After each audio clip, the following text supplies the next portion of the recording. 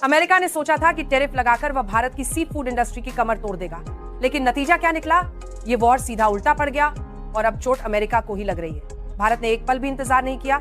जैसे ही वॉशिंगटन ने टैरिफ का हथियार उठाया, वैसे ही नई दिल्ली ने नए बाजारों के दरवाजे खोल दिए और खेल पूरी तरह से बदल गया। कोच्चि में marine products export development authority के चेयरमैन डॉक्टर स्वामी ने प्रेस कॉन्फ्रेंस में 2 टूक कह दिया कि भारत अब किसी एक मार्केट का मोहताज नहीं रहेगा।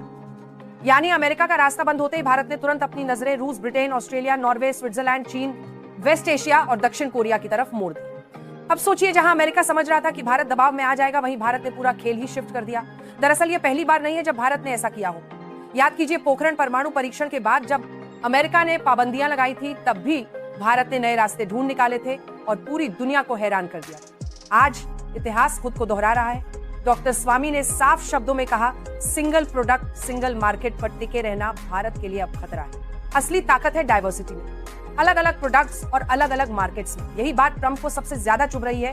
उनकी पूरी कोशिश थी भारत को झुकाने की, लेकिन नतीजा ये निकला कि भारत और भी शक्तिशाली बनकर सामने खड़ा है। तो आखिरकार ये पूरी डेवलपमेंट क्या है? चलिए इसे थोड़ा गहराई से समझते हैं। लेकिन उससे पहले अगर आप वीडियो देख ही रहे हो तो बस 1 सेकंड निकालकर लाइक बटन दबा दो और चैनल को सब्सक्राइब कर लो। आपके लिए 1 सेकंड होगा, लेकिन हमारे लिए बहुत बड़ी मदद है। अब दोस्तों, जरा तस्वीर को साफ साफ देखिए कि भारत के सी फूड का सबसे बड़ा ग्राहक कौन है। एक तरफ है अमेरिका, जो हर साल करीब 31,000 टन फ्रोजन शिप भी भारत से खरीदता है। दूसरी तरफ है चीन, जो 1,36,000 टन भारतीय समुद्री उत्पाद आयात करता है। यानी भारत की थाली में अगर कोई सबसे बड़ी कुर्सी पर बैठा है तो वह अमेरिका और चीन ही है। इसी भरोसे पर ट्रंप ने सोचा था कि अगर अमेरिका अचानक टैरिफ का बम गिरा देगा तो भारत का पूरा कारोबार हिल जाएगा। लेकिन यही आंकड़े अब ट्रंप के लिए डरावना सपना बन चुके हैं, क्योंकि भारत ने 2 टूक कह दिया, अगर एक दरवाजा बंद होगा तो हम बाकी दरवाजे और तेजी से खोलेंगे।